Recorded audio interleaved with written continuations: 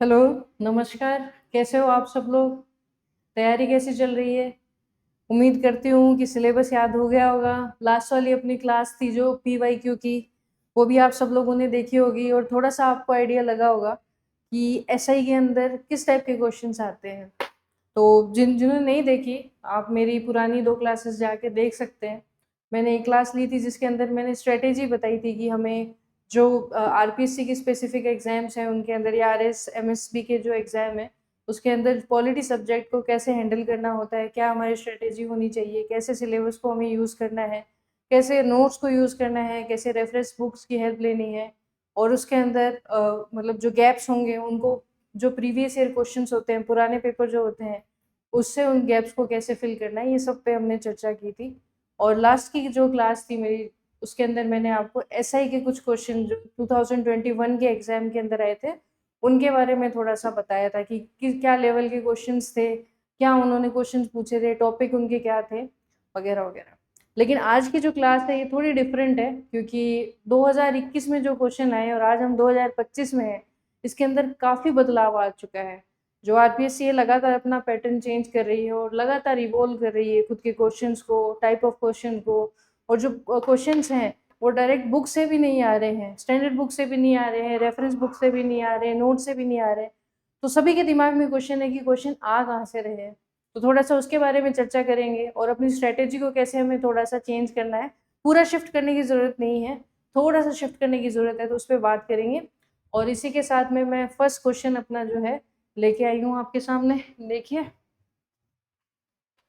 तो ये first question है और कोई एग्जाम में पूछा हुआ है आरपीएससी के, अभी जो जैन के बाद ही हुआ था।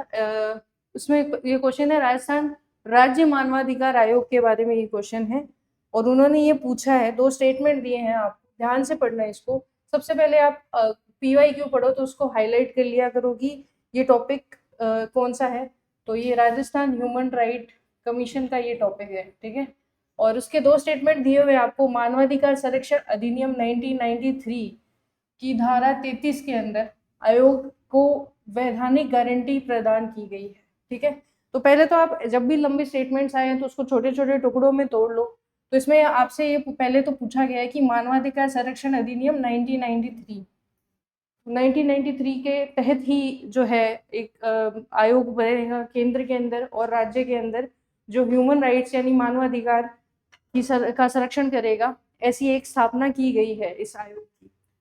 धारा के अंदर एक हमें हो सकता है डाउट रहे, और दूसरा है कि वैधानिक गारंटी प्रदान की गई है। तो जो आपके जो स्टैंडर्ड नोट्स हैं या फिर जो रेफरेंस बुक्स हैं, जब तक ये क्वेश्चन नहीं आया था उससे पहले ये जनरली नहीं देते थे ये क्वेश्चन। आपको लग रहा होगा ये बहुत टफ स्टेटमेंट है। दूसरा है कि आयोग की अपनी एक जांच एजेंसी है जिसका प्रमुख महानिरीक्षक, महानिरीक्षक बोलते हैं आईजी लेवल के जो ऑफिसर होते हैं, सीनियर आईपीएस ऑफिसर, उन्हें बोलते हैं, कि पद से नीचे का पुलिस अधिकारी नहीं होता। अब ये दोनों जो स्टेटमेंट्स हैं इन जनरल स्टैंडर्ड नोट्स या स्टैंडर्ड बुक्स में नहीं है। तो ये क्वेश्चन कहाँ से आया है, कौन सी बुक पढ़े अब ये क्वेश्चन कर पाए, उसका मैं थोड़ा सा आपको एग्जाम्पल देती हूँ कि अब आरपीएससी कहाँ से क्वेश्चन फ्रेम कर रहे हैं। ये विद प्रूफ मैं आपको बता रही हूँ, ये मेरा नहीं कहना है, मैं कोई भी बात बिना लॉजिक के नहीं करती हूँ। ये जो राजस्थान ह्यूमन राइट कमीशन की ऑफिशियल वेबसाइट है, वहाँ का मैंने एक स्क्रीनशॉट लिया है जिसमें अबाउट अस आता है, यानी हमारे बारे में जानिए, बेसिक नॉलेज देते हैं उस आयोग के बारे में या उस संस्था के बारे में।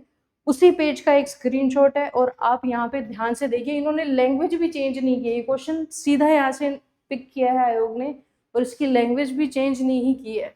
आप यहाँ पे ध्यान से पढ़ो कि राज्य मानवाधिकार आयोग मानवाधिकार संरक्षण अधिनियम 1993 के अंतर्गत एक स्वशासी उच्चाधिकार प्राप्त मानव अधिकारों की निगरानी करने वाली संस्था है। और अधिनियम की धारा 23 यानी 23, वहां पे मैं आपको दिखाती हूँ उन्होंने क्या लिखा है, 33, और यहाँ पे आना क्या चाहिए था, 23। अधिनियम की धारा 23 के अंतर्गत ये वैधानिक गारंटी प्रदान की गई है। आप देखिए लैंग्वेज भी सेम है एकदम, लैंग्वेज भी चेंज नहीं की है। और अधिनियम की धारा 33 यानी 33 के अंतर्गत इसे वित्तीय स्वायत्ता यानी कि फाइनेंशियल ऑटोनॉमी मिली हुई है।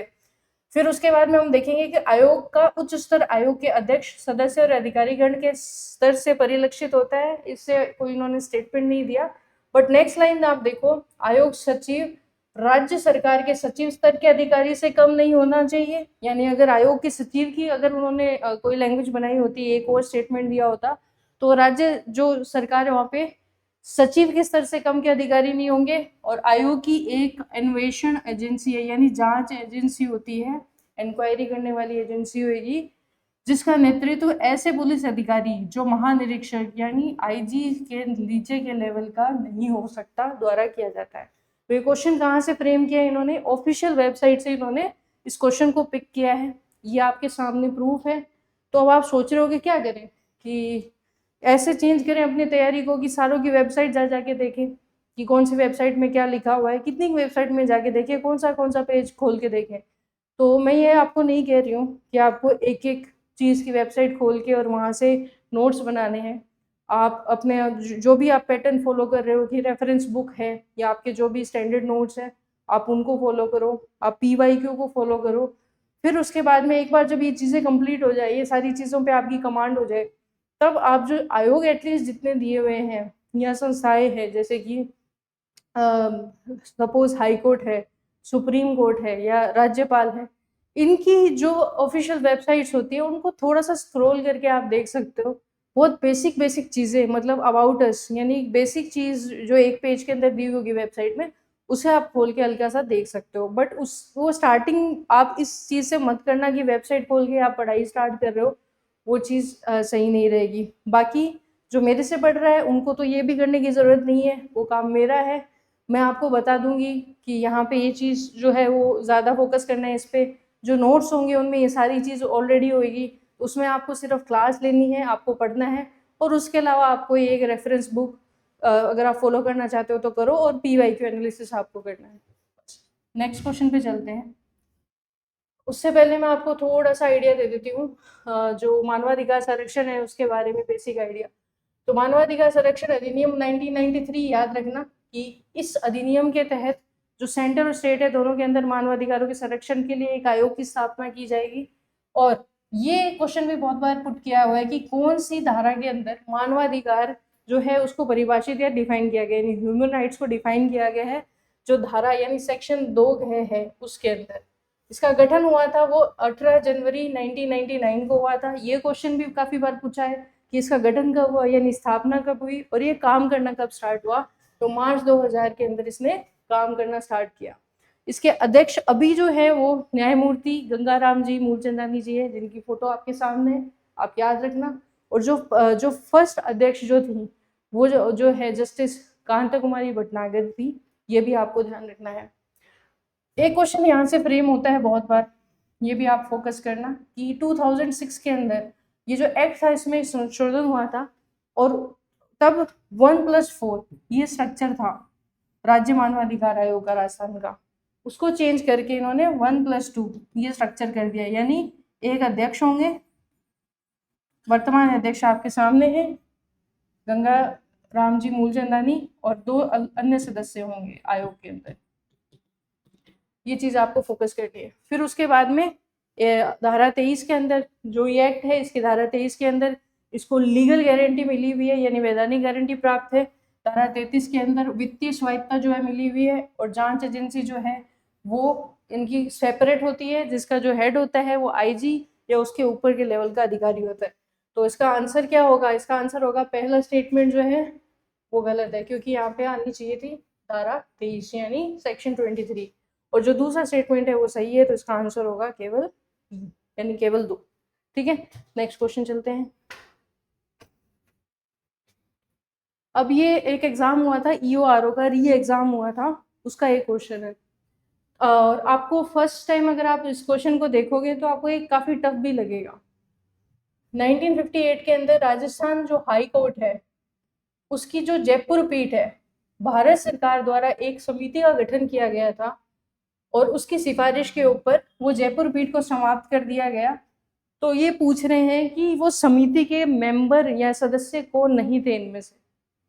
तो अब मैं अगेन आती हूँ कि जो हम तैयारी करते हैं, जो हमारे स्टैंडर्ड नोट्स हैं, हमारी स्टैंडर्ड बुक्स है, उसमें हम उस समिति का नाम पढ़ते हैं, बट उसके मेंबर्स के बारे में ज़्यादा चर्चा नहीं होती, मतलब ज़्यादा फोकस हम नहीं करते।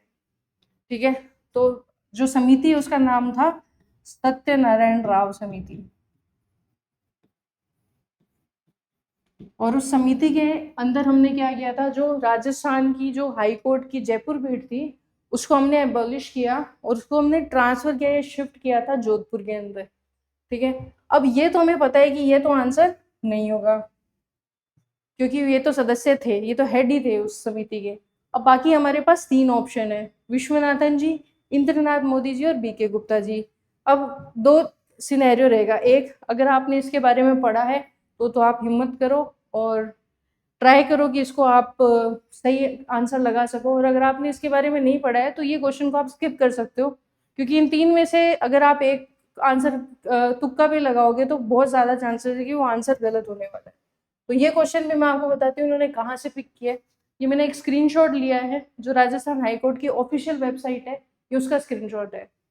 और इसके अंदर वही अबाउट अस के अंदर आप जाओगे तो वहाँ पे उसकी हिस्ट्री के बारे में काफ़ी बड़ा एक डॉक्यूमेंट आपको मिलेगा, एक पूरा पेज है जो उन्होंने लिखा हुआ है। उसके अंदर मैंने ये चीज़ हाईलाइट भी की हुई है कि उन्होंने ही मेंशन किया है कि एक समिति बनी थी 1956 के अधिनियम के तहत, और पी सत्यनारायण राव, वी विश्वनाथन और बी के गुप्ता जी, ये तीनों मेंबर थे उस समिति के अंदर, और इनकी जो रिकमेंडेशन थी उसके आधार पे उस पीठ को समाप्त करके और जोधपुर में शिफ्ट कर दिया गया था। तो इसका आंसर क्या होगा, इंद्रनाथ मोदी जी जो थे वो उस समिति के जो मेंबर नहीं थे।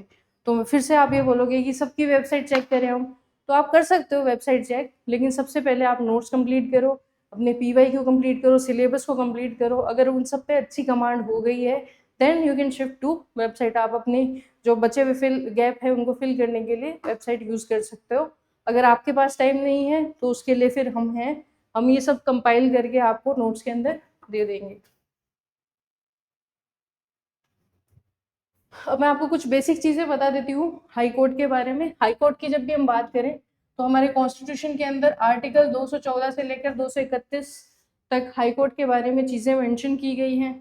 राजस्थान उच्च न्यायालय जो था उसकी स्थापना, ये क्वेश्चन काफ़ी बार पूछा गया है, अगर आप PYQ एनालिसिस करोगे तो आपको पता चलेगा 29 अगस्त 1949 को इसकी स्थापना की गई है। इसकी संरचना की बात करें तो इसके अंदर एक मुख्य न्यायाधीश यानी CJ होंगे, ठीक है, chief justice of high court रहेंगे, और बाकी कुछ अन्य न्यायाधीश होंगे, और जिसकी नंबर ऑफ जो न्यायाधीश है वो राष्ट्रपति द्वारा नियुक्त किए जाएंगे। ठीक है, अगर राजस्थान की बात करूँ तो टोटल 50 सीट्स हैं हमारे यहाँ पे डिसाइड की गई।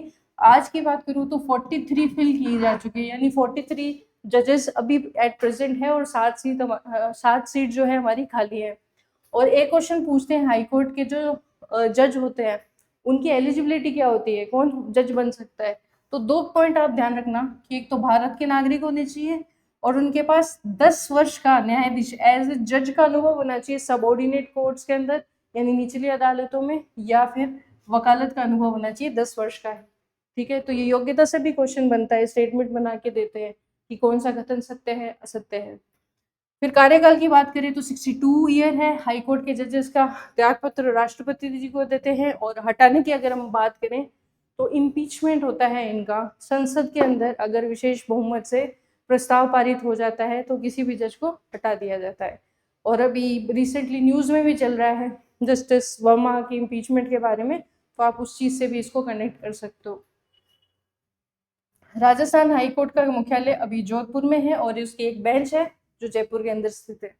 और ये फोटो आप ध्यान से देख लीजिए, अभी हाल ही के अंदर जो राजस्थान के चीफ जस्टिस जी हैं वो कौन है, honourable mister justice KR Shriram. ठीक है, और ये मद्रास हाई कोर्ट के इससे पहले CJI थे, तो आप ये चीज़ में नोट कर लेना। एक एग्जाम में ये भी पूछा है कि इससे पहले जो चीफ जस्टिस थे वो कहाँ सर्व करते थे, तो आप मद्रास हाई कोर्ट याद कर लीजिए। तो वो क्वेश्चन भी हो गया। अब नेक्स्ट क्वेश्चन है अपना, ये डिप्टी जेलर का एग्जाम हुआ था 21 जुलाई का एग्जाम है, बहुत लेटेस्ट है एग्जाम। तो आपको पता चलेगा कि अभी आयोग के माइंड में क्या चल रहा है, या जो क्वेश्चन सेट कर रहे हैं वो क्या क्या जानना चाहते हैं आपसे, कितना नॉलेज आपके अंदर होना चाहिए। तो उसका इन क्वेश्चन से आइडिया लगेगा आपको। तो ये क्वेश्चन है, संविधान यानी कॉन्स्टिट्यूशन के अंदर कौन से ऐसा आर्टिकल है, यानी कौन सा अनुच्छेद है जिसमें विधिक सेवा प्राधिकरण यानी कि legal service authorities act 1987 directly connected है या संबंधित है या कंसर्न है। पहली बात, इसकी लैंग्वेज आपको टफ लग सकती है, लेकिन ये क्वेश्चन बहुत इजी है। ये क्वेश्चन आपसे कहाँ से पूछा गया, पहले तो आप ये टॉपिक बताओ। तो क्वेश्चन से आपको डायरेक्ट नहीं पता चलेगा, ऑप्शन से देखिए। ऑप्शन सारे डीपीएसपी, जितने राज्य के नीति निदेशक तत्व हैं उनके ऑप्शन है ये सारे के सारे। तो डीपीएसपी का क्वेश्चन है और ये बोल रहे हैं कि एक एक्ट बनाया गया है, तो वो कौन से अनुच्छेद को कंप्लीट करने के लिए या उससे रिलेटेड एक एक्ट बनाया गया है। तो इसके लिए सबसे पहली रिक्वायरमेंट है वो ये है कि जितने भी डीपीएसपी के आर्टिकल्स हैं आपको line by line, word by word याद होने चाहिए। ये इसकी पहली रिक्वायरमेंट है, तब ही आप इस क्वेश्चन को सॉल्व कर पाओगे। और एक बात मैं आपको बता दूं, फंडामेंटल राइट्स जिसे हम मौलिक अधिकार बोलते हैं, डीपीएसपी, फंडामेंटल ड्यूटीज, प्रियम्बल यानी अपनी प्रस्तावना, ये आपको लाइन बाय लाइन रटी हुई होनी चाहिए, एकदम शब्दशः जो भी हमारे मूल संविधान में लिखा हुआ है और उसके बाद के जो संशोधन हुए हैं वो आपको एकदम मगअप की हुई होनी चाहिए, रटी हुई होनी चाहिए। और उससे आपको एक दो क्वेश्चन आपके आराम से सॉल्व हो जाएंगे सिर्फ उन चीज़ों को रटने से। उसके अलावा और प्रोविजन है वो भी पढ़ना ही है, बट ये छोड़ के बिल्कुल भी नहीं जा सकते क्योंकि ये चीज़ें लगभग सभी स्टूडेंट्स को याद रहती है। अगर हमें सबके बराबर भी खड़ा रहना है तो इन चीज़ों को हमें रटा हुआ होना चाहिए। चलो अब टाइम वेस्ट नहीं करते, आगे चलते हैं, इसकी एक्सप्लेनेशन को मैं आपको बता दूँ। तो सबसे पहले आर्टिकल 39 में क्या लिखा हुआ है, तो इसमें कुछ नीति निर्देशक तत्व दिए हुए हैं, राज्य को निर्देश दिया हुआ है कि हम कुछ ऐसे प्रोविजन करेंगे, मतलब राज्य कुछ ऐसे प्रोविजन करेंगे कि नागरिक, जितने भी नागरिक है पुरुष और महिला, उनको पर्याप्त आजीविका के साधन मिले। दूसरा है कि संसाधन यानी रिसोर्सेज का डिस्ट्रीब्यूशन यानी वितरण इस प्रकार किया जाए कि जितने भी वर्ग है, सब जितने भी सेक्शन है, उनके हितों की रक्षा की जाए। ऐसा नहीं है कि किसी एक पर्टिकुलर वर्ग के पास ज़्यादा संसाधन है, ऐसा नहीं होना चाहिए। तो ऐसे कानून बनाएगी जो है स्टेट या राज्य कि ऐसा कुछ सुनिश्चित किया जा सके। उसका तीसरा सबसेक्शन है कि धन और उत्पादन यानी जो वेल्थ है और जो प्रोडक्शन होता है उसके साधनों का संकेंद्रण यानी एक्यूमुलेशन नहीं होना चाहिए, एक जगह वेल्थ इकट्ठी नहीं होनी चाहिए, वो सभी में डिस्ट्रीब्यूट होनी चाहिए। चौथा पॉइंट है कि पुरुष और महिला दोनों को समान कार्य के लिए समान वेतन मिलना चाहिए। और नेक्स्ट है कि श्रमिकों के स्वास्थ्य और शक्ति का दुरुपयोग नहीं होना चाहिए। और लास्ट है कि बचपन और युवावस्था का शोषण और नैतिक और भौतिक परित्याग से बचाव। तो ऐसे प्रोविजंस जो हैं वो डीपीएसपी के अंदर आर्टिकल 39 में दिए गए हैं। और हमारे क्वेश्चन के अंदर कुछ लीगल करके वर्ड था, यानी विधि से रिलेटेड वर्ड था, यानी न्याय से रिलेटेड वर्ड था। तो हम ये कह सकते हैं कि आर्टिकल 39 तो नहीं है आंसर, क्योंकि ऐसा कुछ भी वर्ड हमें नहीं मिला उसके अंदर। नेक्स्ट, अनुच्छेद 39 क्या है, यानी आर्टिकल 39A जो 42वें संविधान संशोधन जो था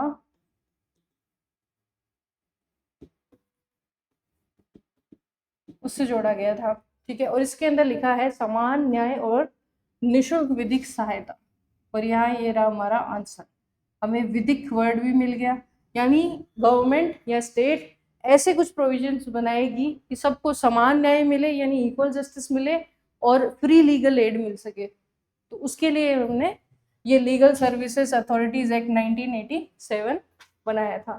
तो ये हमारा आंसर है। फिर हम आर्टिकल 43 के अंदर आ जाते हैं। आर्टिकल 43 जो है श्रमिकों को जीवन स्तर और मनोरंजन का अधिकार से संबंधित है। और आर्टिकल 43 भी है वो कोऑपरेटिव सोसाइटी से रिलेटेड है, जो 97 कॉन्स्टिट्यूशन अमेंडमेंट एक्ट जो आया था उसके तहत बना था।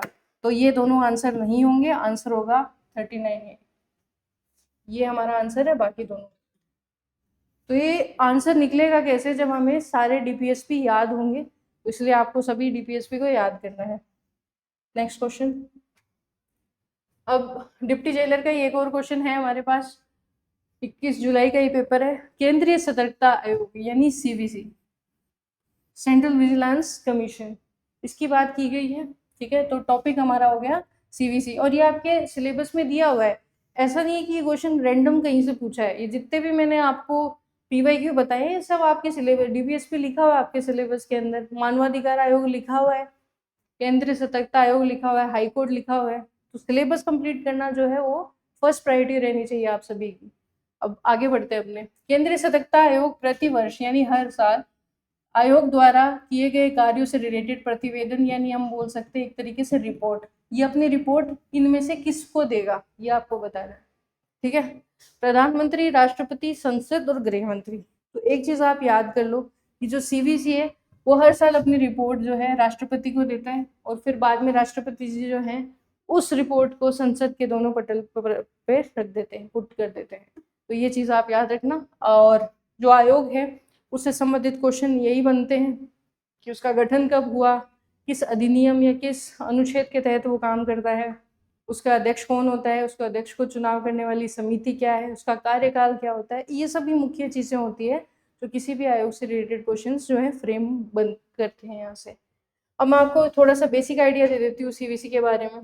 तो सीवीसी की स्थापना 1964 में हुई थी, और ये क्वेश्चन इंपॉर्टेंट है, संथानम समिति की सिफारिश पे हुई थी। ये क्वेश्चन आपको आरएस के अंदर भी पूछा गया था। तो पीवाईक्यू बहुत ज़रूरी है और रिपीटेशंस होती रहती है, ये ध्यान रखना। तो भ्रष्टाचार निवारण के लिए इसकी स्थापना की गई, और एक क्वेश्चन आपसे ये फ्रेम कर सकते हैं, एक स्टेटमेंट बना सकते हैं, जैसे कि सीवीसी यानी कि केंद्रीय सतर्कता आयोग है वो एक संवैधानिक संस्था है। तो ये स्टेटमेंट गलत होगा, क्योंकि संविधान में इसका कहीं भी उल्लेख नहीं। हम पूरा संविधान देखेंगे तो कोई भी ऐसा आर्टिकल नहीं होगा जो सीवीसी से रिलेटेड होगा। तो फिर इसका उल्लेख कहाँ पे है? तो सीवीसी अधिनियम 2003 यानी एक एक्ट के थ्रू, मैंने आपको लास्ट क्लास में बताया था कि कोई भी संस्था या ऑर्गेनाइजेशन जब एक्ट के थ्रू बनती है तो हम उसको सांविधिक निकाय बोलते हैं या स्टैट्यूटरी बॉडी बोलते हैं। तो सीवीसी अधिनियम 2003 के तहत इसे वैधानिक दर्जा मिल गया था और एक स्टैट्यूटरी बॉडी यानी सांविधिक संस्था बन गई थी। इसकी संरचना एक बहु सदस्य आयोग है, इसमें एक अपने अध्यक्ष होगा प्लस 2 सदस्य रहेंगे। इसकी नियुक्ति जो है और इसके जितने अध्यक्ष हैं और सदस्य हैं उनकी नियुक्ति कैसे की जाएगी? तो राष्ट्रपति के द्वारा की जाएगी, और एक कमेटी बनेगी, एक कमेटी होगी जो सिफारिश करेगी राष्ट्रपति जी को कि आप इनको अध्यक्ष बना दीजिए। और वो जो कमेटी होती है उसके अध्यक्ष होते हैं पीएम, उसके अलावा गृह मंत्री उस कमेटी में रहते हैं, और लोकसभा के अंदर जो विपक्ष के नेता रहते हैं ये 3 लोग उस कमेटी के अंदर शामिल होते हैं। और इनका कार्यकाल बहुत स्पेसिफिक है, 465 यानी 465 रहेगा, या तो 4 साल कंप्लीट हो गए तो, या फिर 65 की एज होगी तो ये अपने को ध्यान रखना है कि 465 इनका जो है कार्यकाल रहता है। ठीक है, नेक्स्ट चलते हैं। ये स्कूल लेक्चर का एक एग्जाम हुआ था 10 जुलाई को, ये भी बहुत लेटेस्ट लास्ट मंथ का ही एक क्वेश्चन है जो मैं आपके सामने लेके आई हूँ। मैं लेटेस्ट क्वेश्चन इसलिए दिखा रही हूँ ताकि आपको आइडिया रहे कि अभी क्या पैटर्न चल रहा है। 2021-20 वाले क्वेश्चन भी आपको हेल्प करेंगे, आपके जो फंडामेंटल्स है उनको स्ट्रॉन्ग करेंगे, वो मैं मानती हूँ। लेकिन अभी के जो लेटेस्ट क्वेश्चन है उससे आपको आइडिया लगेगा कि पैटर्न क्या चल रहा है, आपकी स्ट्रेटेजी को कैसा होना चाहिए, रिस्क फैक्टर कितना है, ये सब चीज़ें आपको लेटेस्ट क्वेश्चन से ही आइडिया लगेगा। तो ये क्वेश्चन है कि राजस्थान के राज्यपाल के बारे में, श्री हरिभाऊ किशन राव बागड़े जी के बारे में आपको बताना है कि कौन सा स्टेटमेंट सही नहीं है। अब मैं आपको एक चीज बोल रही हूँ कि बहुत ध्यान से क्वेश्चन को पढ़ना भी एक बहुत बड़ी जिम्मेदारी होती है कि कौन सा कथन सही है, कौन सा कथन सही नहीं है, कौन सा कथन असत्य है, कौन सा कथन असत्य नहीं है। ये सारी चीजें आपको पता होनी चाहिए। तो इन्होंने पूछा है कि कौन सा कथन सही नहीं है, यानी विच इज रॉन्ग, कौन सा गलत है। आप ये लिख लिया करो, अगर किसी को प्रॉब्लम होती है ऐसे क्वेश्चन सॉल्व करने के लिए तो आप लिख लिया करो। मतलब जो दिया हुआ है उसके साथ नहीं है उसका अपोजिट होता है वो शब्द जो पूछ रहे हैं, यानी सही है ये दिया हुआ है और उसके साथ नहीं लगा है तो इसका अपोजिट आप गलत है जो पूछा गया है इसके अंदर, वो आप लिख लिया करो। तो आपको गलत कथन छांटना है इसके अंदर से। तो पहला स्टेप तो हमने ये जांच लिया कि पूछा क्या है और क्या गलत है ये पूछा है। दूसरा, अब एक एक करके हम स्टेटमेंट्स चेक करते हैं। वे महाराष्ट्र विधानसभा यानी जो महाराष्ट्र की लेजिस्लेटिव असेंबली है उसके 6 बार विधायक रह चुके हैं यानी एमएलए। ठीक है, इन्हें 2014 के अंदर महाराष्ट्र विधानसभा का निर्विरोध अध्यक्ष चुना गया था। निर्विरोध अध्यक्ष यानी कोई भी अपोजिट में नहीं था इनके। ठीक है, एक हमारे पास ये ऑप्शन है यानी स्पीकर हम बोल सकते हैं। वे महाराष्ट्र सरकार के अंदर खाद्य और नागरिक, ठीक है, फूड एंड सिविल सप्लाई के मंत्री रह चुके हैं। ठीक है, ये भी एक ऑप्शन है हमारे पास। और एक है कि इन्होंने 30 जून 2024 को राजस्थान के राज्यपाल का पदभार ग्रहण किया। शुरू में 3 स्टेटमेंट तक तो ये लग रहा है कि आरपीसी का क्वेश्चन है या महाराष्ट्र पब्लिक सर्विस कमीशन का क्वेश्चन है, ठीक है। बट कोई बात नहीं, ये भी मैं आपको बताती हूँ कि कोई बुक में आपको नहीं मिलेगा। और अगर आपको ऐसा लग रहा है कि ये तो करंट अफेयर का क्वेश्चन होगा शायद, और जब राज्यपाल जी बने होंगे तब ये न्यूज़ पेपर में या किसी मंथली करंट अफेयर कंपाइलेशन में होगा, तो हो सकता है किसी ने डाला हो, बट बहुत ज़्यादा इस चीज़ को हाईलाइट नहीं किया गया था एग्ज़ाम के लिए, तो फिर कैसे करें क्वेश्चन, छोड़ दें क्या? तो मैं यहाँ पे आपको एक चीज़ बताना चाहूँगी कि ये एग्ज़ाम हुआ है जुलाई के अंदर। फेब में एक राजस्थान का सबसे बड़ा एग्ज़ाम हुआ था, आरएस का एग्ज़ाम। और मैं आपको बार बार क्या कह रही हूँ, प्रीवियस ईयर के क्वेश्चंस देखो। आयोग जो भी एग्ज़ाम करवा रहे हैं जिसमें जीके जीएस का पार्ट आता है, चाहे वो इंडिया का हो या राजस्थान का हो, उनके प्रीवियस ईयर के क्वेश्चन को आपको देखना है, ठीक है। सेम क्वेश्चन था राज्यपाल से रिलेटेड और वो रिपीट हुआ है। अगर किसी ने सिर्फ उसके पीवाईक्यू को ढंग से किया हो, मतलब जो आरएस का पेपर है उसको ढंग से किया हो, तो उसने ये 10 जुलाई के इस क्वेश्चन को बहुत आराम से कर लिया होगा। एक तो मेथड ये है। दूसरा मेथड है, इन्होंने क्वेश्चन पिक कहाँ से किया है, तो वो भी मैं आपको बताऊंगी इन्होंने क्वेश्चन कहाँ से फ्रेम किया है, क्योंकि ये बहुत स्पेसिफिक है हरिभाऊ किशनराव बागड़े जी के बारे में, कि भाई उनकी जो भी पॉलिटिकल करियर है उसको यहाँ पे डिस्कस किया गया है। तो पहली चीज़ तो मैं आपको एक सबूत के तौर पे एक स्क्रीनशॉट लेके आई हूँ। ये अपना जो राजस्थान की ऑफिशियल वेबसाइट है ताज भवन करके, उसका स्क्रीनशॉट है, तो इसको आप ध्यान से देख लो, ठीक है। इसके अंदर आपको लाइन बाय लाइन शब्द भी आपको वही मिलेंगे। देखिए कि इसके अंदर एक सेक्शन था नो योर गवर्नर, उस पर मैंने क्लिक किया तो विधायक पद पर निरंतर 6 बार इन्होंने लिखा है कि आप 6 बार विधायक रहे, ठीक है।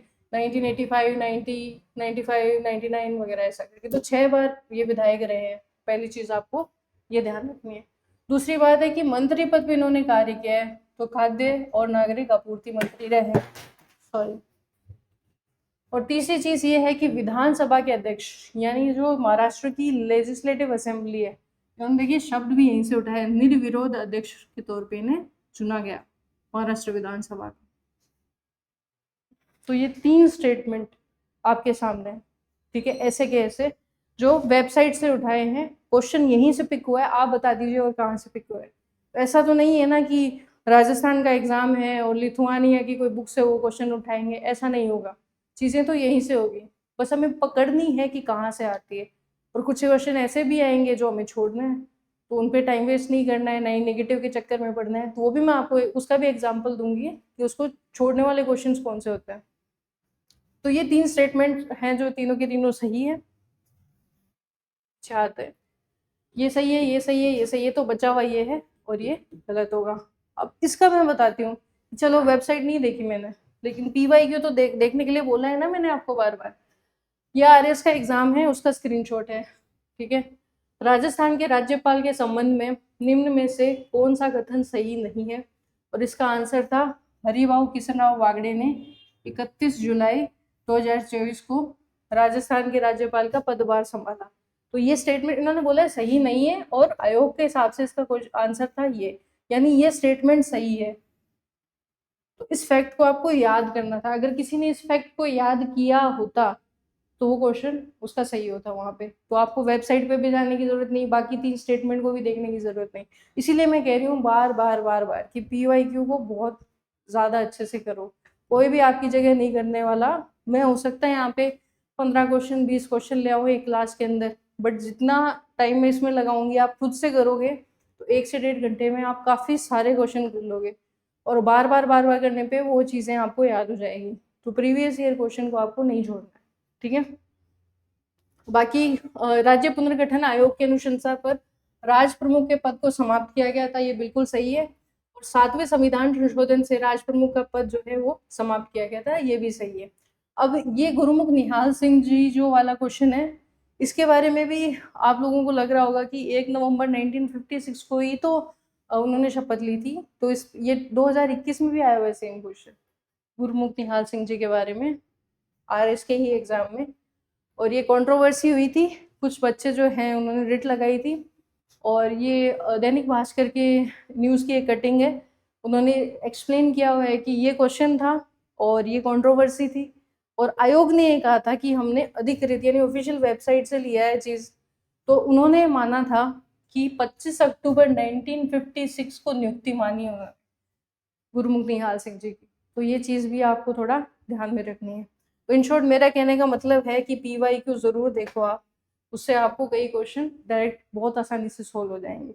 अब नेक्स्ट क्वेश्चन पे आते हैं अपने। स्कूल लेक्चरर का एक एग्ज़ाम हुआ था, जिसके बाद में बच्चे काफ़ी डर गए थे, तो उसी का एक क्वेश्चन है कि भारत के संविधान के अनुसार यदि कोई प्रश्न उठता है कि संसद के किसी भी सदन, ठीक है, कोई भी सदन है यानी लोकसभा या राज्यसभा का कोई भी सदस्य अनुच्छेद 102 के पार्ट 1 यानी खंड ए में उल्लेखित किसी भी अयोग्यता यानी डिस्क्वालिफिकेशन के अधीन हो गया है या नहीं, इस प्रश्न को निर्णय के लिए किसके पास भेजा जाएगा। तो मैंने आपको एक बुक रिकमेंड करी थी लक्ष्मीकांत, उसके अंदर एक चैप्टर है संसद, तो उसके अंदर ये आपको आसानी से मिल जाएगा इसके बारे में कि जो MP होते हैं उनकी डिस्क्वालिफिकेशन का क्वेश्चन अगर रेस होता है, प्रश्न उठता है, उसका रिजोल्व जो निर्णय के लिए है वो किसके पास जाता है। तो ये अपने को वहाँ मिल जाएगा, तो आप स्टैंडर्ड बुक को फॉलो करो और उसको अच्छे से पढ़ो, तो ये क्वेश्चन हो जाता है आपसे। इसको मैं एक्सप्लेन कर देती हूँ कि जब भी डिस्क्वालिफिकेशन की बात आती है MP की, तो आर्टिकल 102 के अंदर प्रावधान है कि यदि उसने भारत सरकार के अधीन या राज्य सरकार के अधीन लाभ का पद यानी ऑफिस ऑफ प्रॉफिट अगर धारण कर रखा है, या विकृत चित्त का हो गया यानी मेंटली अनस्टेबल हो गया है, या दिवालिया हो गया है, या भारत की नागरिकता ही नहीं रही है, या फिर संसद ने कोई एक्ट बना के उसे अयोग्य घोषित कर दिया है, तो वो डिस्क्वालीफाई माना जाएगा। ठीक है, अब इसके जस्ट नेक्स्ट आर्टिकल में हम जाते हैं, आर्टिकल 103। उसके अंदर ये जो आप अपना क्वेश्चन पूछा गया है, इसका आंसर हमें मिल जाएगा कि यदि प्रश्न उठता है कि संसद के किसी सदन का कोई सदस्य अनुच्छेद 102 के तहत, देखिए आप लैंग्वेज भी सेम है, ठीक है, अगर निर्भरता से ग्रस्त है या नहीं, तो प्रश्न राष्ट्रपति के पास निर्णय के लिए भेजा जाएगा और उसका निर्णय अंतिम होगा। हाँ, यहाँ पे जो राष्ट्रपति है वो चुनाव आयोग की राय प्राप्त करेगा और उसके अकॉर्डिंग काम करेगा। ये पूरी प्रोसेस है। यानी डिस्क्वालिफिकेशन से रिलेटेड अगर कोई क्वेश्चन उठेगा तो उसका डिसीजन कौन लेंगे, राष्ट्रपति जी लेंगे, और वहाँ पे राय जो है बिल्कुल देगा चुनाव आयोग और उसके अकॉर्डिंग उन्हें काम करना पड़ेगा। ठीक है, तो इसका आंसर हो गया राष्ट्रपति। ठीक है, प्रेसिडेंट। Next question. अब ये RS का एग्जाम हुआ था 2 फरवरी 2025 को, उसका एक क्वेश्चन है, बहुत इजी क्वेश्चन है। ठीक है, पहले टॉपिक उठाएंगे, कहाँ से कौन से टॉपिक से उठाया गया है। मौलिक अधिकार। ठीक है, निम्नलिखित अनुच्छेदों में से कौन से समूह द्वारा प्रदत्त मौलिक अधिकार केवल भारत के नागरिक यानी सिर्फ इंडियन सिटीजन्स के लिए वो एप्लीकेबल है, फॉरेन सिटीजन्स इन मौलिक अधिकार को नहीं मान सकते, वो आप बताना है वो आपको। तो टॉपिक है अपना फंडामेंटल राइट्स। अभी मैंने आपको बोला था कि जितने भी मौलिक अधिकार है, fundamental rights, fundamental duties, DPSP, प्रस्तावना, भाग या फिर अनुसूचियाँ संविधान की, ये कुछ ऐसे टॉपिक होते हैं जो हमें रटने होते हैं, लाइन बाय लाइन शब्द से हमें याद रखने होंगे उन्हें, तो उनको आप रटते रहो, याद करते रहो, और ये बहुत सभी लगभग नोट्स और रेफरेंस बुक्स में है। ठीक है, और ये क्वेश्चन है, इसको मैं आपको यहाँ पे याद भी करवा देती हूँ कि आर्टिकल 15, 16, 19, 29 और 30, 15, 16, 19, 29 एंड 30 ऐसे आर्टिकल्स हैं जो सिर्फ और सिर्फ इंडियन सिटीजन्स के लिए एप्लीकेबल है, यानी उन्हीं को मिले हैं, और फॉरेनर्स इनके तहत जो है मूल अधिकार नहीं मांग सकते अपने, तो इसका आंसर होगा 4। ठीक है, और बाकी अगर किसी को याद नहीं, वैसे तो होनी चाहिए क्योंकि मैंने आपको बताया नोट्स और बुक्स सभी में अवेलेबल है ये लैंग्वेज के साथ में। बाकी अगर आपको याद नहीं है और अंदर से अगर आपको लैंग्वेज पता है तो थोड़ा सा अगर आप कॉन्सेप्ट लगाओ तो आप कॉन्सेप्ट लगा के भी कर सकते हो, कि जैसे फॉर एग्जाम्पल आर्टिकल 30 है या 19 को ले लेते हैं, या 19 के अंदर वाक और अभिव्यक्ति की स्वतंत्रता है, कहीं भी जाने का अधिकार है, आबाद विचरण कर सकते हो, एटसेट्रा, ऐसे अधिकार दिए गए। तो ये फॉरेनर्स को तो नहीं मिल सकते, उन्हें तो हम रिस्ट्रिक्ट कर सकते हैं। तो अगर इस तरीके से आप लॉजिक लगाओ, या 16 है तो उसके अंदर एम्प्लॉयमेंट से रिलेटेड जो है मतलब किसी भी प्रकार का भेदभाव नहीं होगा, ऐसा हमें मूल अधिकार मिला हुआ है, तो यहाँ हम फॉरेनर्स को इंक्लूड नहीं कर सकते। ठीक है, तो इस तरीके से आप लॉजिक लगा के भी इस क्वेश्चन को आंसर कर सकते थे। ठीक है, नेक्स्ट चलते हैं। ये मैंने एक्सप्लेनेशन डाल दी, आप देख लेना कि कौन से में। तो ये आरएस का ये क्वेश्चन है, और क्वेश्चन में आप आराम से देख सकते हो कि दो सूचियां हमें दी गई, यानी दो लिस्ट हमें दी गई है, और एक साइड में वाद यानी केसेस है, और एक में संशोधन से रिलेटेड सूची। भाई मतलब चुनौती, किस संशोधन को चुनौती दी गई है, ये हमें मैच करना है। ठीक है, तो आप जितने भी इम्पोर्टेंट केसेस हुए हैं जो सुप्रीम कोर्ट के हुए, हाई कोर्ट के, जिसमें फेमस उन्होंने कुछ वर्डिक्ट दिया हो, तो उनकी एक लिस्टिंग कर लेना, और उसका बेसिक चीज़ें आप लिख लेना। मतलब कहीं भी आपको ऑनलाइन अवेलेबल हो जाएगी, और अगर नहीं हो तो आप बता देना, मैं आपको अवेलेबल करवा दूंगी। लेकिन जो केसेस हैं, इससे आजकल क्वेश्चन आने लगे हैं, तो आप हम इनको अवॉइड नहीं कर सकते। तो एक क्वेश्चन आया था, तो इसका मैं एक्सप्लेनेशन आपको बता देती हूँ। ठीक है, कि इंदिरा गांधी वर्सेस जो राज नारायण केस था, वो 42nd संविधान संशोधन से रिलेटेड है। ठीक है, इस केस के अंदर चुनाव सुधार और प्रधानमंत्री के चुनाव को लेकर संशोधन को चुनौती दी गई थी, और बाद में सुप्रीम कोर्ट ने वर्डिक्ट दिया था कि जो जुडिशियल रिव्यू है वो किया जा सकता है यहाँ पे चुनाव से रिलेटेड भी। तो 42nd से रिलेटेड है ये संविधान संशोधन से, इंदिरा गांधी वर्सेस राज नारायण वाल। फिर है Minerva mills versus union of India. ये 39th जो संविधान संशोधन हुआ था, इसके अंदर संसद की शक्ति और जो बेसिक स्ट्रक्चर है उसकी रक्षा को लेकर चुनौती दी गई थी। यहाँ पे भी जो क्वेश्चन था वो जुडिशियल रिव्यू का था, तो उसके अंदर भी सुप्रीम कोर्ट ने जजमेंट दिया था कि जो जुडिशियल रिव्यू होता है वो अपने आप में एक बेसिक स्ट्रक्चर है। फिर किहोतो होल्हर्न केस, ये बहुत फेमस केस है, और मैं आपको दिखाऊंगी क्वेश्चन में भी कि जिसको सिर्फ ये एक केस के बारे में भी पता था, तो उसने भी उस क्वेश्चन को आंसर कर लिया था। ठीक है, ये 52वां संविधान संशोधन होता है जो एंटी डिफेक्शन लॉ से रिलेटेड है, दल बदल से रिलेटेड, उससे रिलेटेड इस पे जजमेंट दी गई थी। तो जिसने इसको भी मैच कर लिया उसका पूरा जो है क्वेश्चन सॉल्व हो गया था। और फिर उसके बाद में लास्ट में है P Sambamurthy versus state of AP. ये 32वें संविधान संशोधन से रिलेटेड है।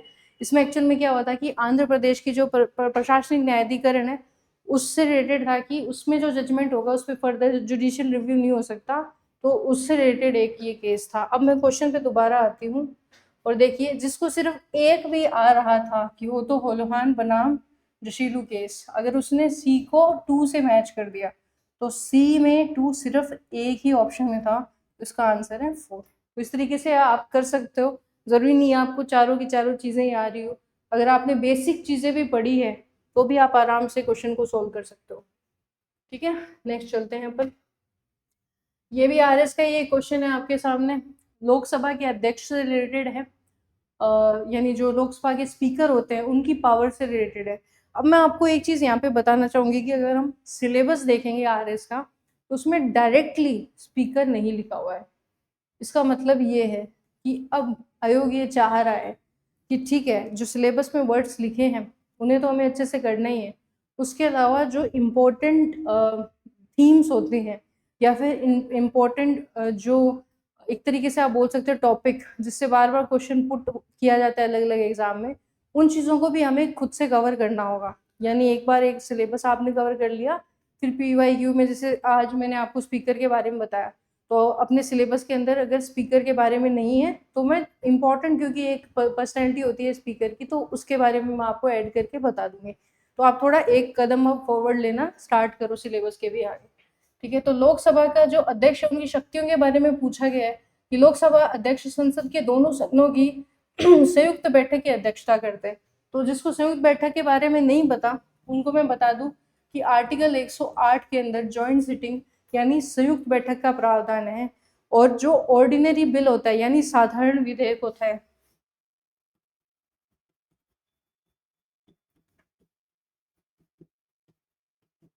अगर दो राज्यसभा और लोकसभा दोनों के अंदर कोई मतभेद हो गया है उस विधेयक को लेकर, तो जॉइंट सिटिंग यानी कि जो संयुक्त बैठक है उसको बुलाया जा सकता है। उसको बुलाता कौन है? राष्ट्रपति बुलाते हैं, और उसकी अध्यक्षता करते हैं स्पीकर यानी लोकसभा के अध्यक्ष। ठीक है, ये क्वेश्चन भी ध्यान रखना कि जॉइंट सिटिंग को बुलाता कौन है और जॉइंट सिटिंग जो है उसकी अध्यक्षता कौन करता है। यहाँ पे भी अलग अलग क्वेश्चन आ सके, यूपीएससी में भी क्वेश्चन आ चुका है, तो आपको यहाँ पे ये चीज ध्यान रखनी है। ठीक है, तो लोकसभा अध्यक्ष संसद के दोनों सदनों की संयुक्त बैठक की अध्यक्षता करते हैं, ये बिल्कुल सही है। नेक्स्ट क्वेश्चन है कि जब किसी वित्त विधेयक, अब एक चीज ध्यान रखना कि इंग्लिश वाला भी पढ़ लो आप, वित्त यानी यहाँ पे मनी बिल लिखा हुआ है। ठीक है, तो मनी बिल जब भी भेजा जाता है निचले सदन से उच्च सदन को, तो अध्यक्ष द्वारा उस विधेयक को वित्त विधेयक के तौर पे प्रमाण पत्र दिया जाता है। जो मनी बिल है उसकी एक खासियत है, जब मैं आपको संसद वाला चैप्टर पढ़ाऊंगी उसमें आपको मनी बिल भी बताऊंगी, स्पीकर के बारे में बताऊंगी, और भी चीजें बताऊंगी मैं आपको। तो money bill is a money bill, ये डिसाइड ही स्पीकर करते हैं, तो ये उनकी एक्सक्लूसिव पावर है, तो ये भी बिल्कुल सही जवाब है।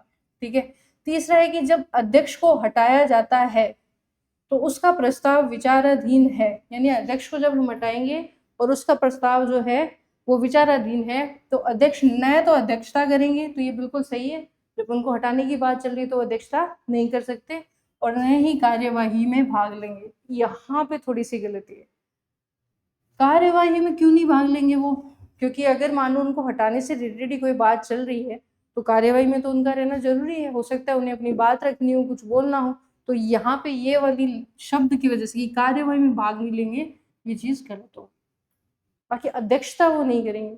ठीक है, मतों की समानता के अलावा अध्यक्ष सदन में मतदान नहीं करते।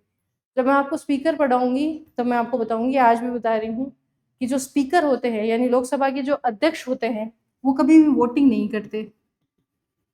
ठीक है, कभी भी वो वोटिंग नहीं करते, लेकिन अगर मत बराबर हो गए, ठीक है ना, जैसे हाँ और ना में दोनों के अंदर क्या हो गया, मतभेद हो गया, मतलब दोनों 50-50 हो गए, तो अब वो कास्टिंग वोट करते हैं, इसको कास्टिंग वोट कहते हैं। यानी कि अगर मत बराबर हो गए यानी मत समानता हो गई, तब वो वोटिंग करेंगे कि हाँ होना है या किसी चीज को ना होना है, उसके अलावा कभी भी वोटिंग जो है स्पीकर नहीं करते। तो ये भी चीज सही हो गई, तो 1, 2 और 4 ये हमारा सही जवाब है, 3, 3 ये अपना सही जवाब। ये मैंने थोड़ा सा आपको आइडिया दे दिया है, आप इसको देख सकते हो कि अनुच्छेद 93 के अंदर ये प्रावधान है कि लोकसभा अपने सदस्यों में से ही एक अध्यक्ष चुनेंगे और एक डिप्टी स्पीकर का भी चुनाव करेंगे। ठीक है, आमतौर पर जो सत्ता जो रूढ़ दल है उसी के ही नेता जो है स्पीकर बनते हैं। एक चीज और ध्यान रखना कि ब्रिटेन के अंदर एक जो परंपरा है वो फॉलो की जाती है कि जैसे ही स्पीकर बनते हैं वो अपनी पॉलिटिकल पार्टी से रिजाइन कर देते हैं, ताकि वो एक तरीके से पॉलिटिकली न्यूट्रल रहें। लेकिन इंडिया में ऐसा कोई कॉन्सेप्ट नहीं है, वैसा भी स्टेटमेंट आपको बना के दे सकते हैं, तो इस चीज़ का आप ध्यान रखना। ठीक है, कार्यकाल जो होता है जब तक लोकसभा का कार्यकाल चल रहा है तब तक उनका भी चलता है।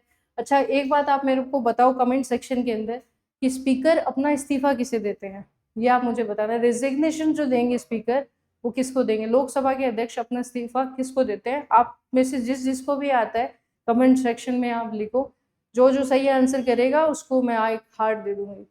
ठीक है, अब मुख्य शक्तियां और कार्य क्या है, तो वो मैंने आपको ऑलरेडी बता दिया है कि जो मनी बिल है वो मनी बिल है या नहीं ये स्पीकर ही डिसाइड करते हैं।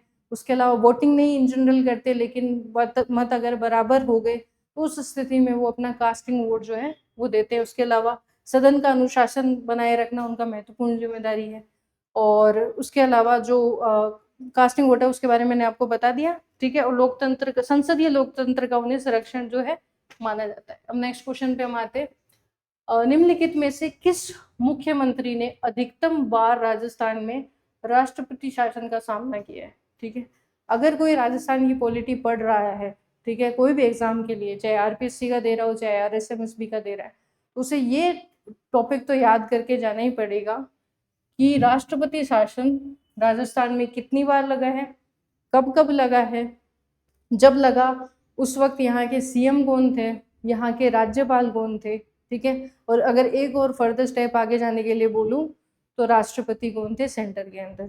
ठीक है, तो वैसे इसका आंसर मैं बता देती हूँ, भैरव सिंह जी शेखावत के टाइम पे 2 बार लगा था। ठीक है, उसका एक्सप्लेनेशन मैं आपको दिखा देती हूँ कि सबसे पहला जो लगा था राष्ट्रपति शासन वो राजस्थान में 1967 में लगा था, फिर 1977, देन 1980 और फिर 1992, यानी 1967, 77, 1980 और 1992 के अंदर लगा था। और मुख्यमंत्री जब पहली बार लगा था तब थे मोहनलाल जी सुखाड़िया, दूसरे टाइम थे हरिदेव जोशी जी, और तीसरे और चौथी बार थे भैरव सिंह जी शेखावत। तो यही अपना आंसर है, सबसे ज्यादा बार लगा था भैरव सिंह जी शेखावत के टाइम पे। और राज्यपाल जो थे वो सबसे पहले संपूर्णानंद जी थे।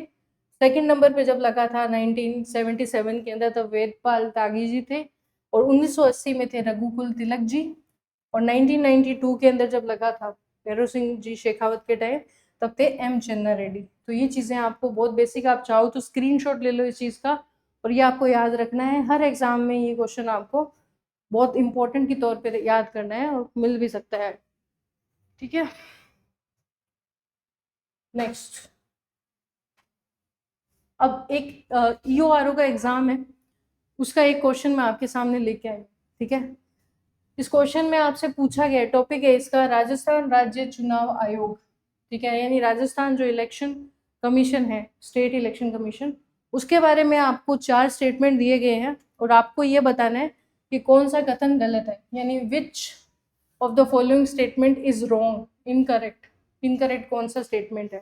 ठीक है, तो पहले आप चारों स्टेटमेंट देखो, मैं आपको बताती हूँ एक एक स्टेटमेंट। राज्य चुनाव आयुक्त को राजस्थान सरकार या भारत सरकार के शासन सचिव या समान वेतन श्रृंखला के समकक्ष पद का न्यूनतम 5 वर्ष का अनुभव होना चाहिए। ये फर्स्ट स्टेटमेंट है। ठीक है, सेकेंड स्टेटमेंट है कि मतदाता सूची तैयार करता है और पंचायती राज संस्थाओं के साथ साथ नगर निकायों के लिए भी चुनाव कराता है। ठीक है, थर्ड स्टेटमेंट है कि भारत के संविधान के अनुच्छेद 243 के अंडर ये एक सिंगल मेंबर यानी एकल सदस्य निकाय के रूप में राज्य चुनाव आयुक्त की नियुक्ति राज्यपाल द्वारा की जाती है। ये अपने को ध्यान, मतलब इन्होंने आर्टिकल भी पूछा है आपसे, सिंगल मेंबर बॉडी है, ये भी आपको चेक करना है, और राज्यपाल द्वारा नियुक्ति इनकी की जाती है, ये चीज भी आपको पता होनी चाहिए। और लास्ट स्टेटमेंट है राजस्थान राज्य चुनाव आयोग का गठन जुलाई 1995 के अंदर किया गया था। ठीक है, तो आपने सारे स्टेटमेंट्स पढ़ लिए। ठीक है, अब इसको भी आंसर कैसे किया जाए, क्या ये सारे नोट्स में मिलते हैं स्टेटमेंट्स, या फिर सारे वेबसाइट्स में मिलेंगे, या फिर सारे के सारे किसी रेफरेंस बुक में है, या फिर PYQ, कैसे इसको सॉल्व किया जाए सबसे बेस्ट तरीका। तो मैं आपको बताती हूँ कि लगभग ये चीज़ें आपको नोट्स और बुक में मिल जाएंगी। फर्स्ट स्टेटमेंट बिल्कुल सही है, सेकंड स्टेटमेंट बिल्कुल सही है, थर्ड स्टेटमेंट भी एकदम सही है, और फोर्थ स्टेटमेंट जो है वो गलत है। और गलत क्यों है वो भी मैं आपको बताती हूँ। PYQ यहाँ पे आपको सबसे बड़ी हेल्प करने वाला है। ठीक है, ये एग्जाम हुआ था 2025 के अंदर। एक क्वेश्चन मैं आपको दिखाती हूँ, ये RS 2021 का डेट देख लो आप, 2021 में हुआ है, अक्टूबर के अंदर, 28 अक्टूबर के टाइम पे। और स्टेटमेंट देखो आप, राज्य निर्वाचन आयोग का फर्स्ट स्टेटमेंट है कि राज्य निर्वाचन आयोग राजस्थान का गठन दिसंबर 1994 के अंदर हुआ। इसका एक सचिव होता है, और जो राज्य का मुख्य निर्वाचन अधिकारी होता है। ठीक है, ये 2 स्टेटमेंट है। इसका अगर आपने एक्सप्लेनेशन भी देखा होगा तो first statement is wrong and second statement is correct. और फर्स्ट स्टेटमेंट इसलिए रॉन्ग है कि यहाँ पे इन्होंने दिसंबर 1994 लिखा है। अब मैं आपको ऑफिशियल वेबसाइट पे लेके आती हूँ। ठीक है, ये ऑफिशियल वेबसाइट है राज्य निर्वाचन आयोग की, और उन्होंने वहाँ पे स्पेसिफिकली लिखा है कि जो राज्य निर्वाचन आयोग है इसका गठन जुलाई 1994 में। ठीक है, तो आपको अगर ये बाकी के स्टेटमेंट के बारे में इतनी श्योरिटी नहीं भी है, तो ये तो एक ऐसा स्टेटमेंट है जो हर नोट्स में होगा, हर बुक में होगा। अब मैंने आपको वेबसाइट मेथड भी बताया, वहाँ पे भी आपको मिल रहा है, आपको PYQ मेथड भी बताया, वहाँ पे भी आपको मिल रहा है। तो ये क्वेश्चन आपका गलत नहीं होना चाहिए। ठीक है, इस टाइप के क्वेश्चन हमें बिल्कुल भी गलत नहीं करने हैं, नहीं छोड़ने हैं। तो इसका आंसर होगा कि राजस्थान राज्य चुनाव आयोग का गठन जो है जुलाई 1994 में हुआ है, न कि 1995 में। याद रखना आप, जुलाई 1994 में बना है राजस्थान राज्य चुनाव आयोग। नेक्स्ट क्वेश्चन, ये भी EORO एग्जाम का एक क्वेश्चन है। राजस्थान के राज्यपाल की अध्यादेश यानी ऑर्डिनेंस जो पावर होती है, उससे रिलेटेड आपको कुछ कथन दिए गए हैं। अब आप मेरे को ये बताओ कि राज्यपाल की ऑर्डिनेंस पावर कौन से आर्टिकल में। तो भारत का जो संविधान का अनुच्छेद 213 है, आर्टिकल 213 है, उसमें ये प्रोविजन है कि राजस्थान के राज्यपाल विधानमंडल के अवकाश के दौरान अध्यादेश यानी ऑर्डिनेंस जारी कर सकते हैं। यानी कि कोई भी एक सदन या दोनों ही सदन, राजस्थान में तो एक ही है लेजिस्लेटिव असेंबली, लेजिस्लेटिव काउंसिल यानी विधान परिषद तो है नहीं। तो जब विधानसभा मतलब अवकाश का टाइम चल रहा है, सत्र में नहीं है, तो उस दौरान में अध्यादेश जो है वो जारी किया जा सकता है। तो ये स्टेटमेंट तो एकदम सही है। हमें क्या बताना है, हमें गलत स्टेटमेंट बताना है, ठीक है। फिर फर्स्ट स्टेटमेंट को देखते हैं। वर्ष 2021 से 23 के बीच में राजस्थान के राज्यपाल द्वारा पारित किए गए अध्यादेश का केवल एक उदाहरण है। ये बहुत स्पेसिफिक स्टेटमेंट है, यानी किसी ने 2021 से 23 के बीच में केवल राज्यपाल को ही फॉलो किया होगा कि उन्होंने कोई अध्यादेश जारी किया है या नहीं, तो ही हम आंसर कर पाएंगे। तो उसको एक बार छोड़ देते हैं। एक चीज तो हमें पता चल गई कि ये तो गलत नहीं है, ये तो एक सही स्टेटमेंट है, हमें तो गलत बताना है, ठीक है। सेकंड वाले पे आते हैं कि ऐसे अध्यादेश को राज्य की विधानसभा के समक्ष रखा जाएगा और विधानमंडल की पुनः बैठक, यानी वापस जब सत्र में आ रही है विधानमंडल, तो उसके 6 वीक्स के अंदर, यानी 6 जो हफ्ते हैं, उसकी समाप्ति पर ये परिवर्तन में नहीं रहेगा। अब एक चीज आप ध्यान रखना, जब भी कोई ऑर्डिनेंस आता है यानी कि अध्यादेश आता है, तो जब विधानमंडल या विधानसभा है वापस सत्र में आ गई है, तो उसके 6 हफ्ते तक ही वो वैलिड रहेगा, उसके बाद में ऑटोमेटिक ही वो समाप्त हो जाएगा। तो ये भी एकदम सही है, ये गलत वाले में से नहीं आएगा। अब फोर्थ स्टेटमेंट को देखते हैं कि अध्यादेश राज्यपाल द्वारा किसी भी समय वापस लिया जा सकता है। तो ये भी एकदम सही चीज़ है, हमारे नोट्स बुक्स हर जगह में ये लिखा हुआ है। तो ये 3 हमें पता चल गया कि एकदम सही है, तो ऑटोमेटिक ये आ गया कि यही गलत होगा। तो आप इसको आराम से टिक कर सकते हो कि ये स्टेटमेंट जो है स्टेटमेंट 1 वो गलत है, ठीक है। फिर इसका आंसर में मैं आपको बता देती हूँ कि संविधान के अनुच्छेद 213 के अंदर ऑर्डिनेंस के बारे में लिखा गया है, और विधानसभा विधानमंडल जब भी सत्र में नहीं होंगे या फिर तत्काल कोई आवश्यकता होगी कि तुरंत हमें ऑर्डिनेंस निकाल के एक कानून बनाना है, तो हम ऑर्डिनेंस निकाल सकते हैं। इसकी शक्ति सेम वही होती है जो विधानसभा के पास होती है, ठीक है। विधानसभा जो विधेयक बनाती है, सेम पावर जो है वो ऑर्डिनेंस की होती है। सीमाएं क्या होती है, तो भाई कई बार हमें कुछ चीज़ों में राष्ट्रपति की स्वीकृति जरूरी होती है, या फिर संविधान का अगर उल्लंघन हो रहा है तो ऐसा ऑर्डिनेंस नहीं बनाया जा सकता। इसकी अवधि सत्र शुरू होने के बाद से, यानी विधानसभा का एक बार सेशन शुरू हो गया, उसके बाद 6 वीक्स के अंदर ये ऑटोमेटिक खत्म हो जाएगा। राज्यपाल कभी भी इसे वापस ले सकते हैं, ठीक है। और इसमें न्यायिक पुनरावलोकन यानी जुडिशियल रिव्यू हो सकता है, और उसमें ये किस केस में का है, डीसी वाधवा केस के अंदर हमें ये वर्डिक्ट दिया था, ठीक है। तो ये कुछ चीज़ें हैं ऑर्डिनेंस के बारे में। फिर जो आपका फर्स्ट स्टेटमेंट है वो, अब ये रिसर्च आपको करने की ज़रूरत नहीं है, तो मैंने बताया है कि कहाँ से। ये आप जब राजभवन की ऑफिशियल वेबसाइट पे जाओगे तो वहाँ पे एक डॉक्यूमेंट है कि, तो उसमें मेंशन किया हुआ है कि कब से लेकर कब तक जो है कितने अध्यादेश कितने विधेयक आए। तो आप खुद देखिए कि 2021 से 23 तक एक भी ऑर्डिनेंस पारित नहीं हुआ है, जबकि स्टेटमेंट में क्या लिखा था, केवल एक ऑर्डिनेंस पारित हुआ है, तो वो गलत है। नेक्स्ट, अब नेक्स्ट क्वेश्चन है हमारे सामने, ये भी ईओआरओ का एक क्वेश्चन है, ठीक है। अभी मार्च के अंदर पेपर को आता है। तो अपने सिलेबस के अंदर कॉन्स्टिट्यूशन अमेंडमेंट यानी संविधान संशोधन जो है वो दिया हुआ है, ठीक है। किसी संविधान संशोधन के परिणाम स्वरूप भारत का निर्वाचन आयोग संसद और राज्यों की विधान मंडलों के निर्वाचनों से उद्भूत या संसक्त संदेहों और विवाद के निर्णय के लिए निर्वाचन न्यायाधिकरण की नियुक्ति नहीं कर सकता। यानी पहले आप इसको तोड़ के देखो, हिंदी में नहीं आ रहा है उतना समझ में तो इंग्लिश में आओ, ठीक है। कि एक अमेंडमेंट किया गया, ठीक है, जिसमें इलेक्शन कमीशन ऑफ इंडिया है वो अपॉइंट नहीं कर सकता, cannot appoint the election tribunals for the decision of doubts and disputes जो भी अराइज हो रहे हैं in connection with election to parliament and to legislature of the state. यानी एक संविधान संशोधन हमारे द्वारा किया गया था, ठीक है, जो हमें बताना है कि कौन सा वाला था, जिसके तहत इलेक्शन कमीशन इलेक्शन ट्रिब्यूनल्स यानी प्राधिकरणों की स्थापना नहीं कर सकता जो भी अपने पार्लियामेंट या फिर लेजिस्लेचर के भी इलेक्शन होते हैं उनके डिस्प्यूट से रिलेटेड, यानी उनके जितने भी इश्यूज राइज होंगे उससे रिलेटेड। तो अब ये क्वेश्चन है, इसके अंदर 2 मेथड है इसको करने के, या तो आपको सारे के सारे संविधान संशोधन याद हो, जो प्रैक्टिकली पॉसिबल नहीं है। संविधान संशोधन जो है बहुत सारे हैं, 100+ संविधान संशोधन है, एक एक को याद करना, काफ़ी कॉस्ट बेनिफिट उसमें बढ़ जाएगा। फिर भी अगर किसी में हिम्मत है तो बिल्कुल याद करें, अदरवाइज आप इम्पोर्टेंट कॉन्स्टिट्यूशन अमेंडमेंट जो है उन्हें याद करो। इम्पोर्टेंट कैसे पता चलेगा? जो PYQ में ज़्यादा पूछे जा रहे हैं और जो फेमस हैं, बहुत ज़्यादा इम्पोर्टेंट है, काफ़ी सिग्निफिकेंट रोल रहा है संविधान को बदलने में उनका, उसको। और फिर उससे एलिमिनेशन मेथड से हम बिल्कुल कर सकते हैं इसको। ठीक है, तो एलिमिनेशन मेथड से कैसे करना है मैं बताती हूँ आपको। 42nd कॉन्स्टिट्यूशन अमेंडमेंट एक्ट हमें पता है कि जिसको मिनी कॉन्स्टिट्यूशन भी कहते हैं, काफ़ी बड़ा संविधान संशोधन था। इसने बहुत सारे विषयों में बदलाव किया, लेकिन चुनाव आयोग से रिलेटेड इसमें कोई खास प्रावधान नहीं था, तो हम इसको कट कर सकते हैं। फिर है 44th, इसके अंदर जो इमरजेंसी के बाद की जो पावर्स थी वो रिस्टोर की गई, यानी इमरजेंसी के टाइम पे 42nd अमेंडमेंट आया था, उसके अंदर पावर काफ़ी सेंट्रलाइज कर दी गई थी। तो 44th कॉन्स्टिट्यूशन अमेंडमेंट में अधिकतर कार्य वो किए थे जो 42nd के अंदर चेंज कर दिए गए थे, तो ये भी आंसर नहीं होगा। और जो 76वां संविधान संशोधन है, ये भी काफ़ी बड़ा संविधान संशोधन है, फेमस है। इसमें रिजर्वेशन से रिलेटेड है तमिलनाडु की।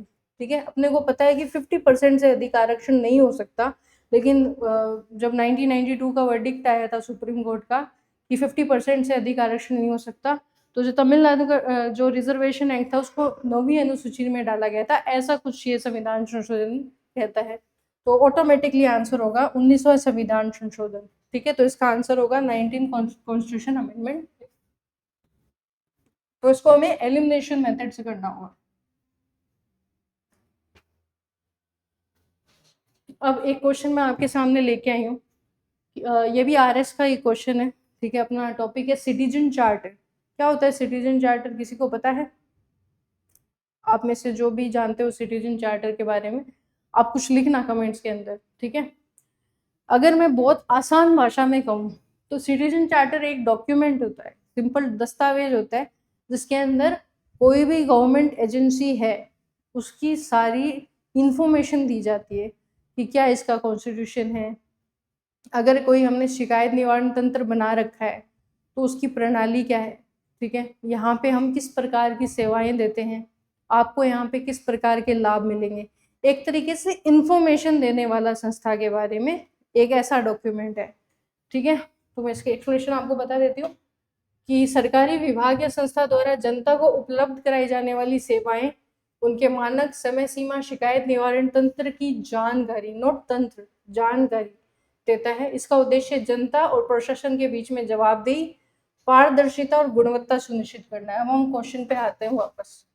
तो सिटीजन चार्टर मैंने आपको एक लाइन दी कि एक डॉक्यूमेंट है जो आपको इन्फॉर्मेशन देगा उस संस्था के बारे में। तो आप खुद सोचिए, यहाँ पे थोड़ा दिमाग लगाने वाला क्वेश्चन है बहुत इजी क्वेश्चन। ठीक है, तो ये गुणात्मक और समयबद्ध सेवा प्रदान करता है, मतलब सिटीजन चार्टर के का उद्देश्य नहीं है वो हमें बताना है। ठीक है, ये मेरे ध्यान में है कि क्वालिटी और टाइम फ्रेम सर्विस डिलीवरी हो जाएगी इससे। दूसरा है कि नागरिक उन्मुख शासन बना देगा ये, तो हाँ सिटीजन फ्रेंडली तो है, क्योंकि मैंने खुद ने ही बताई है सिटीजन्स को कि ये जो है सर्विस हम देने वाले हैं। तीसरी चीज़ है उत्तरदायी सरकार, यानी अकाउंटेबल गवर्नमेंट। तो हाँ, अगर सिटीजन चार्टर होगा तो उससे अकाउंटेबिलिटी यानी जवाबदेहिता तो बढ़ेगी। और लास्ट है to create effective hearing system of public demands, यानी जनता की मांगों की प्रभावी सुनवाई का तंत्र सृजित करता है। तो ये इन्फॉर्मेशन ज़रूर देता है इन सब चीज़ों की, इनसे हमें हमारी क्वालिटी सर्विस डिलीवरी होगी, नागरिक उन्मुख शासन बनेगा, अकाउंटेबल गवर्नमेंट होगी, लेकिन सुनवाई तंत्र नहीं बनाता। ये सुनवाई तंत्र कुछ बना हुआ है तो इसकी इन्फॉर्मेशन दे देगा, लेकिन सुनवाई तंत्र नहीं है, तो ये वाला जो है ये इसका उद्देश्य नहीं है।